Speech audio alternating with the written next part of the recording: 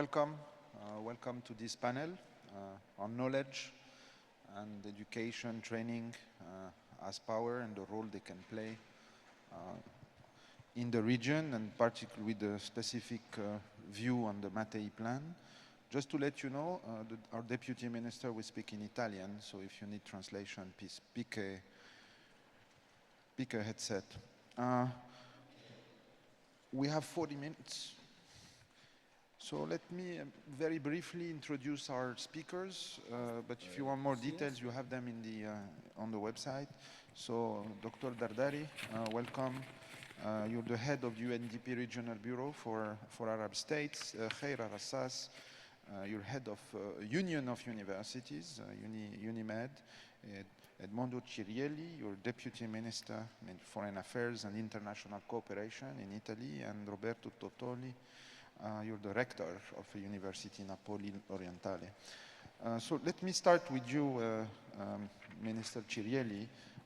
Can you share with us the ambitions of the Mattei plan and what Italy is doing within the region, but more broadly maybe in Africa, and what is the role of education, training, culture in this plan, and how you wanted to shape the relation of Italy with those countries? So I'll give you 5 minutes if I may. Thank you. Thank you very much, and especially a big thank to ISPI for organizing this important panel, Knowledge as Power, because this allows me to clarify that training, culture, education, cooperation, and university cooperation represent the backbone of the Mattei plan. Because for us, the backbone of development and aid to development of the 2030 agenda of the UN and the international cooperation is the person, the human being. For us, the development of the human being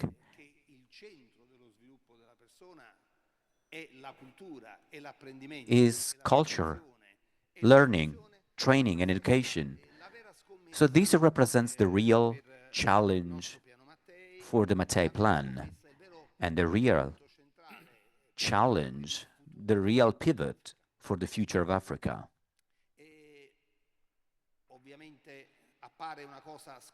This seems trivial when we say that if people grow, if people develop, so do employment opportunities, and so do economic opportunities. And this applies even more for a major continent like Africa, which experiences a massive population growth, and that in a few years is going to see young male population representing 50% of the global population. Italy is right in front of Africa and represents the bridge to Africa. Europe is a connection, is a logistic platform, and also human platform for connection. And this is why we understand our role as one of the most developed powers in the Western world, one of the most committed powers to ensuring stability in the area. And Met dialogues are exactly in this framework, in this recognition of responsibility that is the backbone of our action. And in these 3 years, as widely acknowledged, this has become the backbone of our foreign policy. Our activities in terms of education develop at 360 degrees. And for us, cultural diplomacy and training and education diplomacy represent an important factor. We strongly want to implement and grow the middle class in Africa, which is important for development this region. This is also an economic opportunity in Italy, as I believe that the best formula to ensure development is a mutual interest, and including the involvement of private stakeholders represent a win-to-win element that can become a turning point. This is why, with the private healthcare system and with university system, also private university, this is why we deployed with them important actions.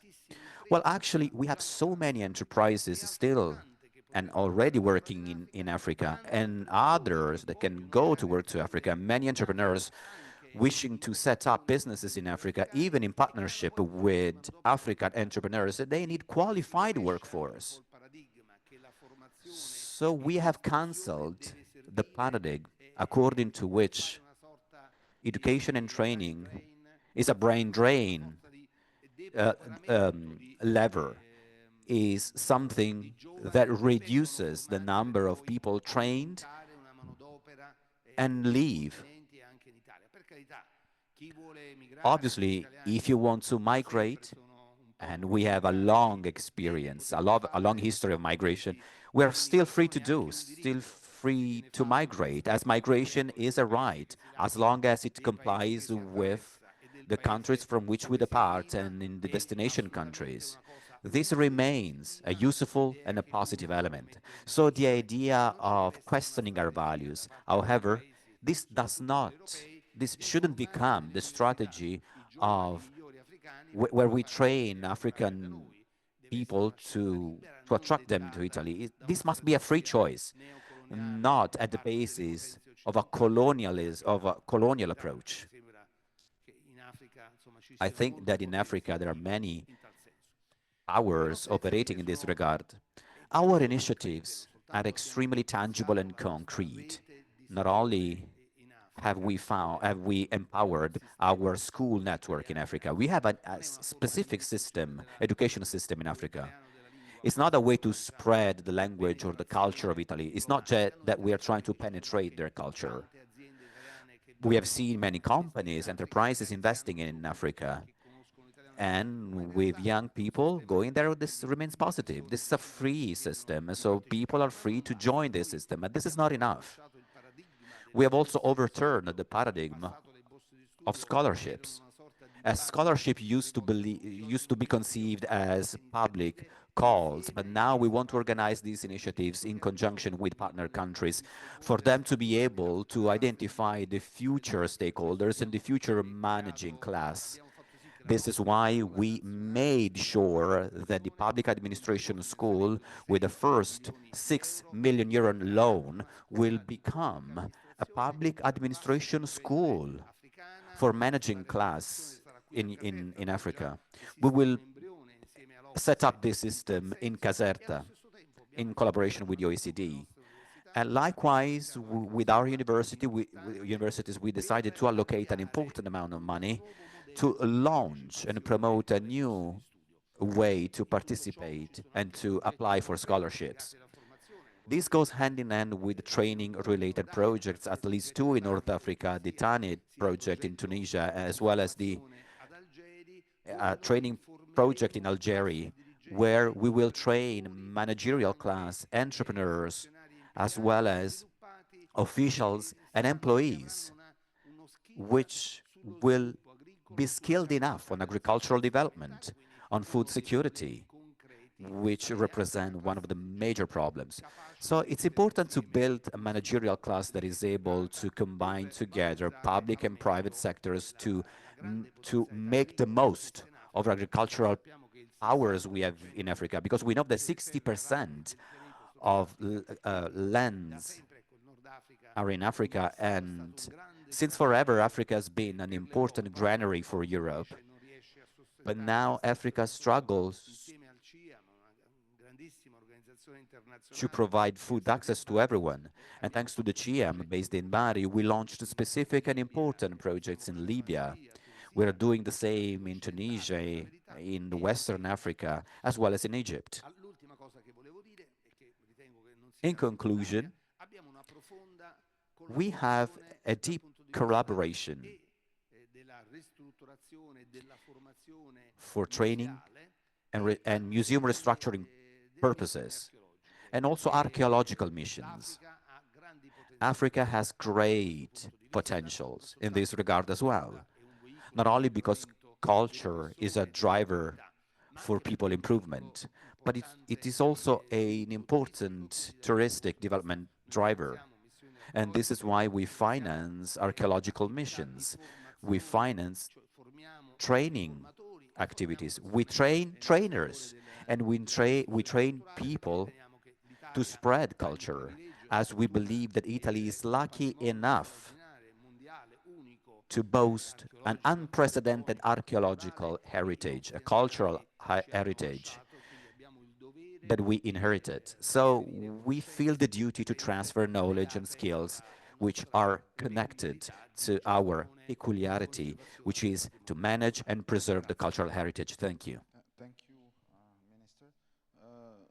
Mr. Dardari, um, how, how, how do you see countries where you operate managing the trade-offs between higher debt, constraints on public finance, and the needs to develop efficient research and education systems? So how the countries are coping within the current context from your standpoint?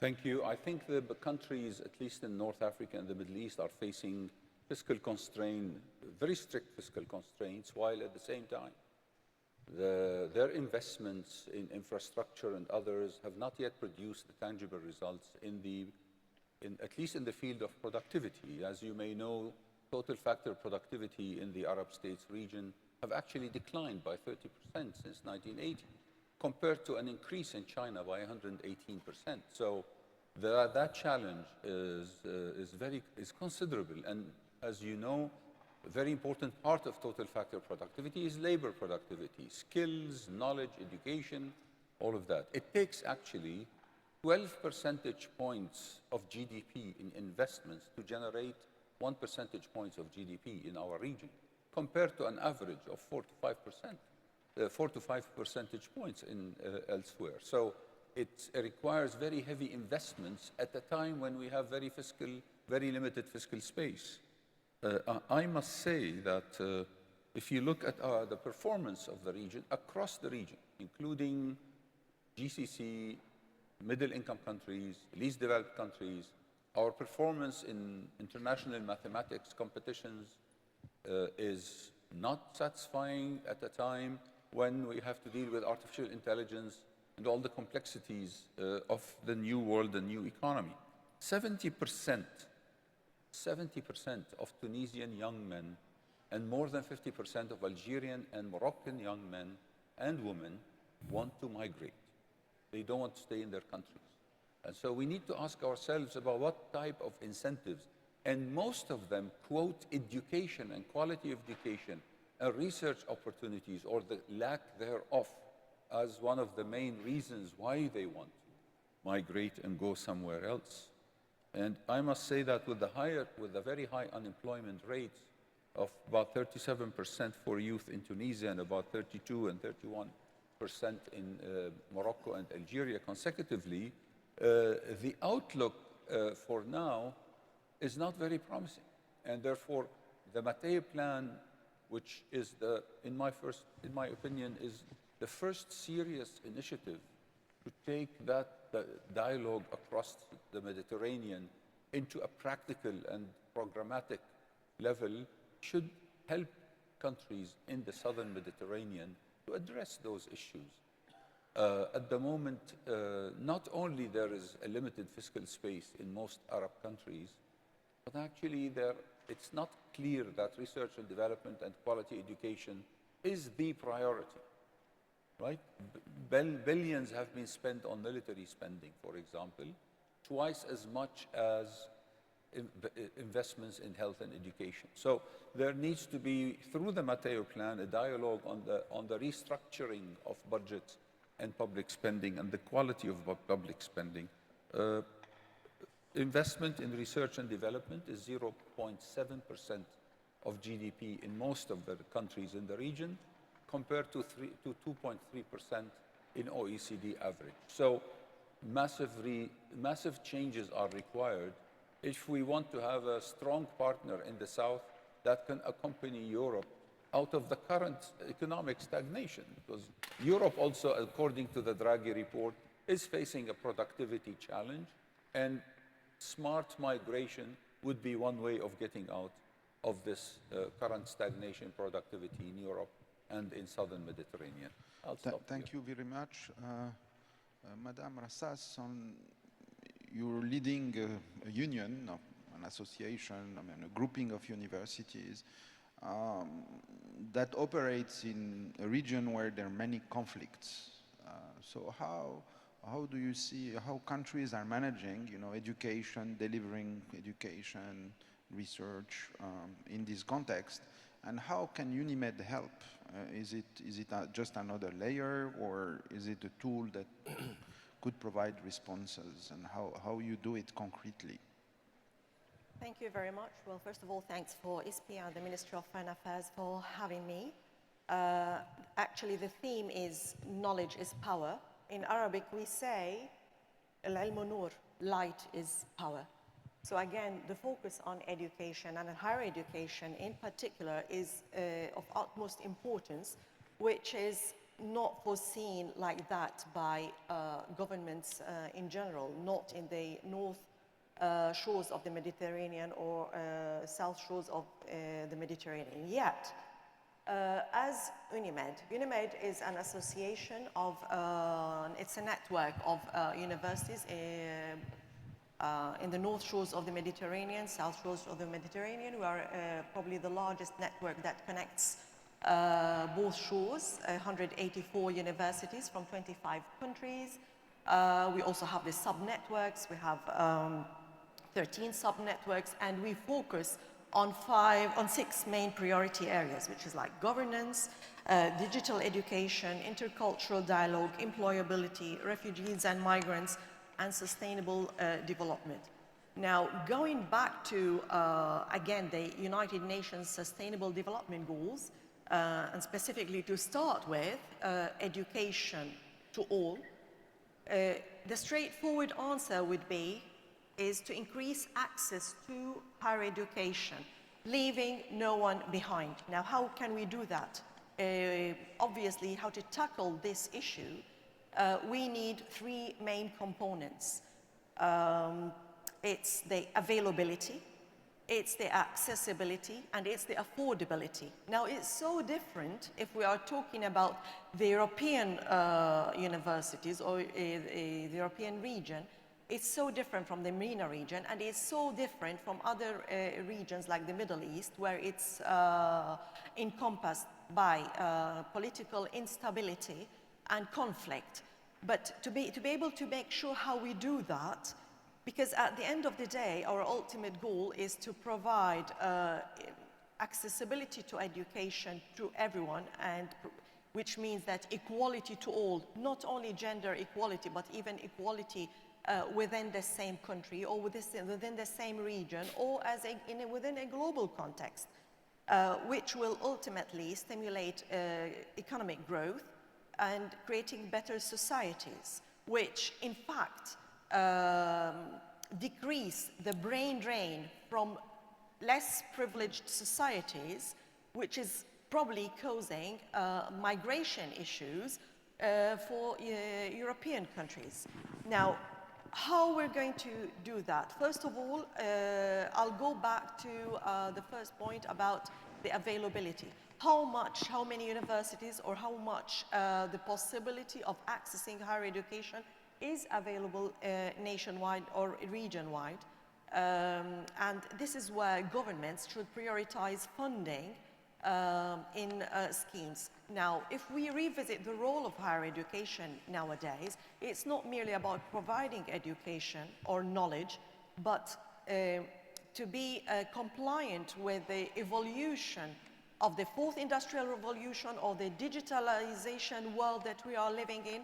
We need to provide also a package of skills and competencies to make the youth and to make countries or regions competitive in a better shape in a global world.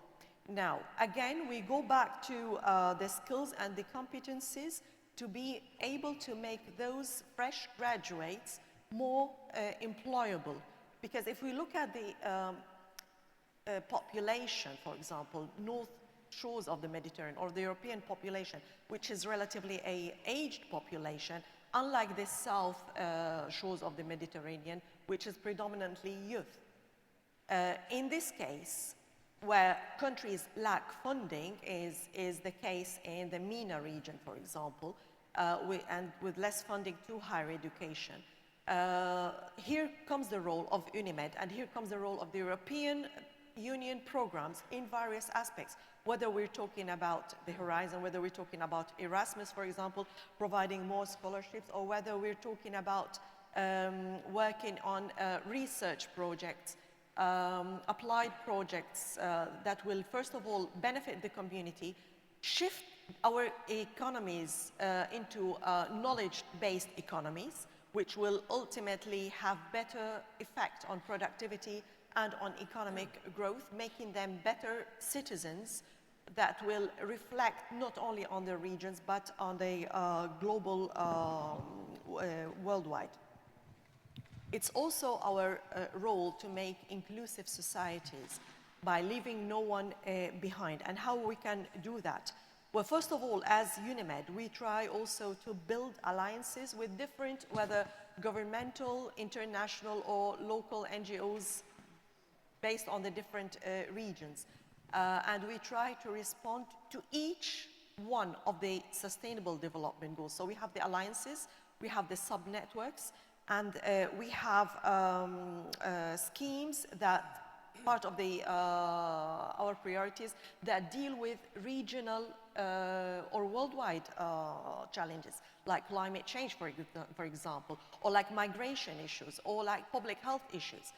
At the end of the day, it's academy, it's the higher education that provides solutions to the world challenges.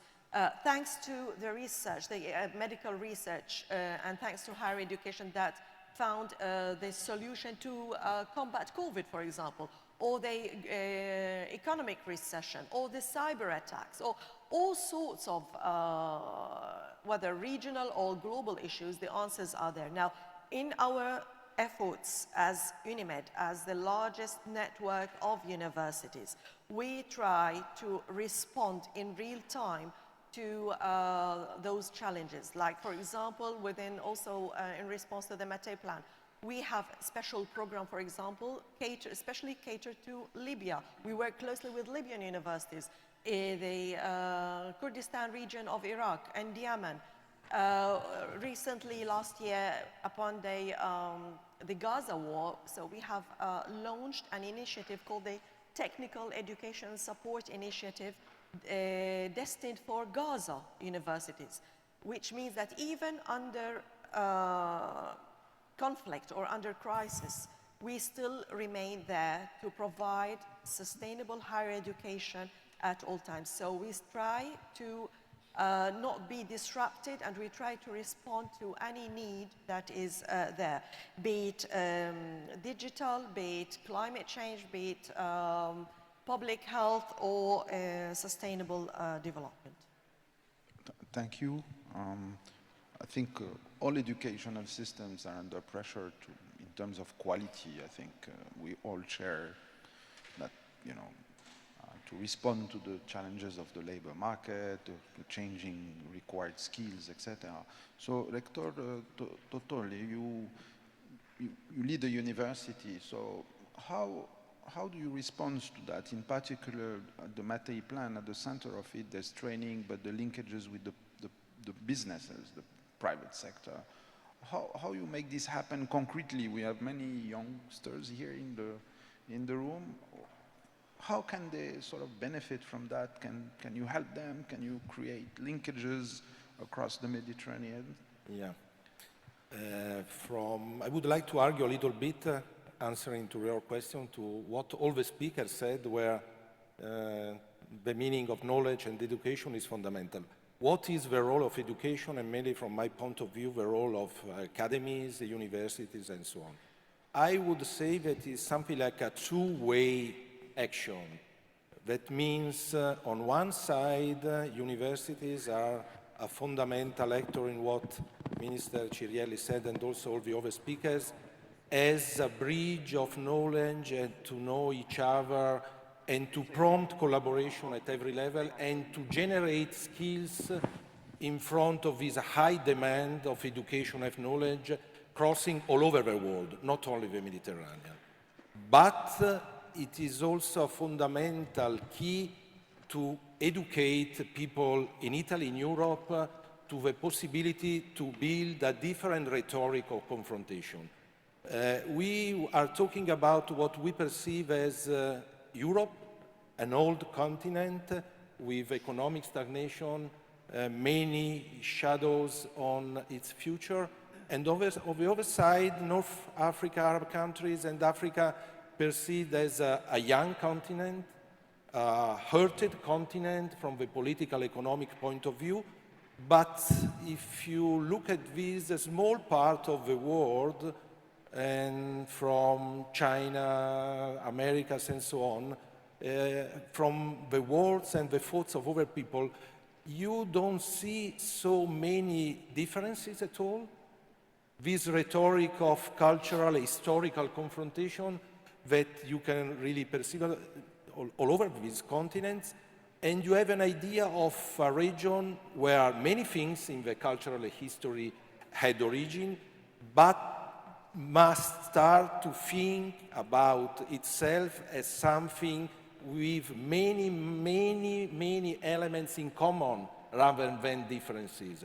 So education from the part of Italian, European universities has the first role to find a new narration about the relation beyond the Mediterranean on the other shore, and on the other side to find a way to collaborate with other continents. Italian universities have gone through major changes in the last 15 years. Internalization is something meaningful today. 15 years ago, in Italian university, you had no course in English, you had very small relations. Now the situation is different. What can we do with this new relation? We have many steps to walk. First of all, we have somehow to find a way to put together different systems and so on, to prompt the collaboration and the mobility of students beyond the shores, somehow to build skills and proficiency that can be active in their countries of origin, but also to prompt in Europe and in Italy an idea of common narrative and the possibility to cooperate and to be together, not competing between different shores, but collaborating. Today, just to give an example for another area, Italy is the first place for Chinese students in Europe, is the first choice. More than 50,000 Chinese students choose Italy. Something similar can also be for the Italian university system in relation to North Africa and Africa. My university has something like 500 connections, interaction, double degrees with these countries. Much more can be done.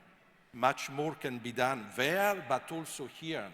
I would like to underline how university system in Italy, my university, the universities in Naples in the middle of the Mediterranean, have a fundamental role to create bridge and to bring to Africa the most important skill, yes, medicine, health, engineering, but what we have as unique is the Italian style, a way of doing, heritage, archaeology, preservation of the cultural heritage, and so on.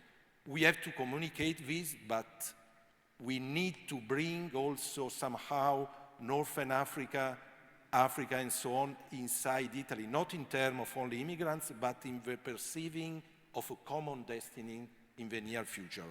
And education and universities are working for this.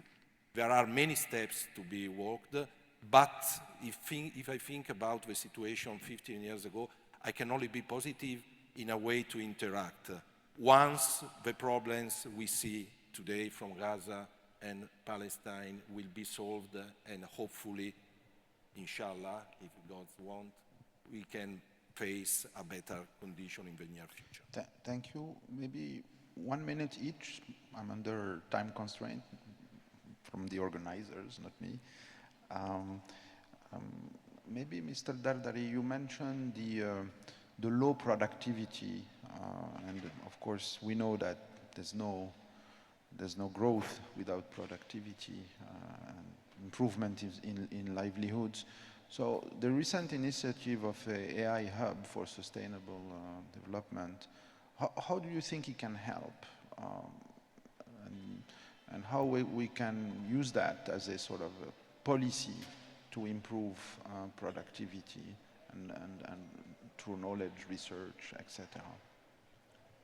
I think what the AI Hub is doing now is helping us to set up what we call real product interventions, like the EdTech tools in Tunis, the agri-tech platforms in Cairo, the energy efficiency systems in Rabat, and the climate risk analytics in Egypt. So these are just very important areas where we will use AI for practical uses and train youth in the region to participate and join in business ventures with their European counterparts.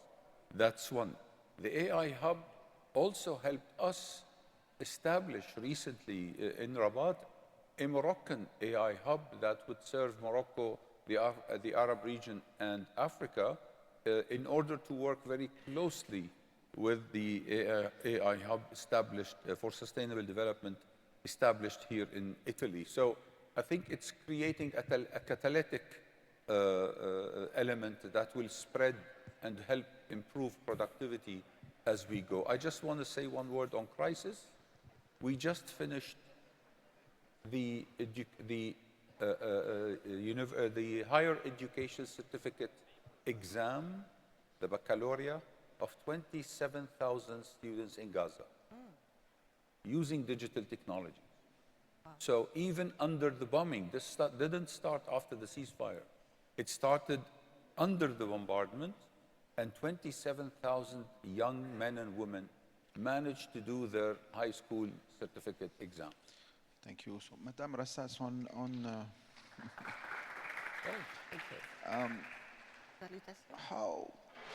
how can you give a critical mass to UNIMED? I mean, what you think could be sort of take you to the next level in 30 seconds?